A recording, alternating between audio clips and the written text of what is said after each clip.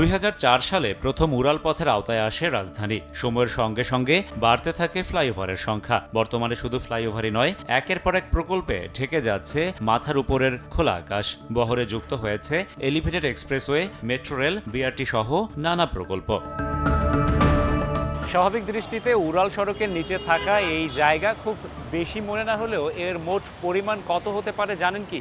একটি বেসরকারি সংস্থার তথ্য বলছে রাজধানীতে প্রায় 108 কিলোমিটার উড়াল সড়কের নিচে পড়ে আছে অন্তত 207 একর জমি। প্রশ্ন হলো, এত বিপুল পরিমাণ জমির আসলে কাজটা কি?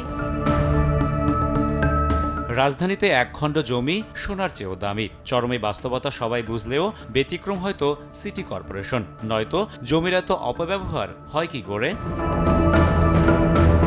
সুনির্দিষ্ট কোনো পরিকল্পনা না থাকার সুযোগে উড়াল সড়কের নিচের অধিকাংশ জায়গায় এখন ব্যবহার হচ্ছে যেমন খুশি তেমন সাজের স্টাইলে। কোথাও মূল্যবান জমি ব্যবহার হচ্ছে ওয়ার্কশপ হিসেবে, কোথাও গুদামঘর, আবার কোথাও ঘোড়ার আস্তাবল। কেউ কেউ বসিয়েছেন ছোটখাটো দোকানও। যদিও জমির এই ব্যবহারের পেছনে রয়েছে চাঁদাবাজির অভিযোগ। নগদে 500 টাকা বা তার বেশি পেমেন্টে পেতে পারেন ঢাকায় জমিসহ 20 কোটি টাকার পুরস্কার। এই জায়গাগুলো যার যার মতো সে হেসে দখল করে বসে আছে। নিয়োগ কিছু মানুষের উপকার হচ্ছে, তারা লুইটা পেটে খাচ্ছে, পাবলিকের কোনো উপকারে আসছে। সরকার এরকম বিঘা বিঘা জমি ফালা রাখছে, এখানে অনেক কিছু করা যায় ইচ্ছা করলে, কিন্তু সরকার এটা করে না।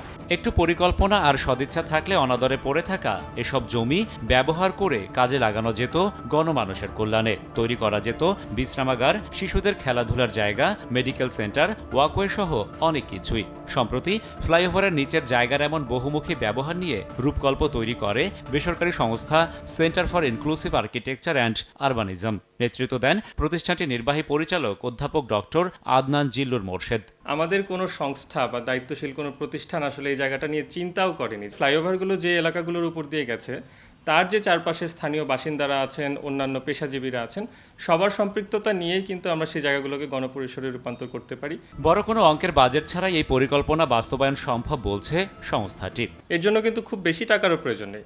কেবলমাত্র সংশ্লিষ্ট কর্তৃপক্ষ, আমাদের সিটি কর্পোরেশন এবং চারপাশের যারা আছেন তাদের একটু সদিচ্ছার মাধ্যমে কিন্তু সেটা সম্ভব। খালি পড়ে থাকবে না, এটা কোনো না কোনোভাবে এটাকে ব্যবহার উপযোগী করে যেটা ভালো হয় সেই দিকে আমরা কাজ করব। ঘনবসতিপূর্ণ ঢাকায় জমির এমন অপব্যবহারে বছরের সামাজিক, অর্থনৈতিক, পরিবেশগত ও জনস্বাস্থ্যগত ক্ষতির পরিমাণ বলা হচ্ছে অন্তত 21,000 কোটি টাকা। নগদে 500 টাকা বা তার বেশি পেমেন্টে পেতে পারেন ঢাকায় জমিসহ 20 কোটি টাকার পুরস্কার। শুধু রাজধানী নয়, দেশের অন্যান্য শহরগুলোতেও প্রয়োজনের তাগিদে ক্রমেই বাড়ছে উড়াল সড়ক। আর তাই সামনের দিনে এমন পরিকল্পনা বা প্রকল্প হাতে নেওয়ার আগে শুধু উপরের সড়ক নয়, নিচের জায়গাটুকুরও সর্বোত্তম ব্যবহার নিশ্চিতের বিষয়টি পরিকল্পনায় যুক্ত করার পরামর্শ বিশেষজ্ঞদের। রাশেদ বাপ্পি, সময় সংবাদ, ঢাকা।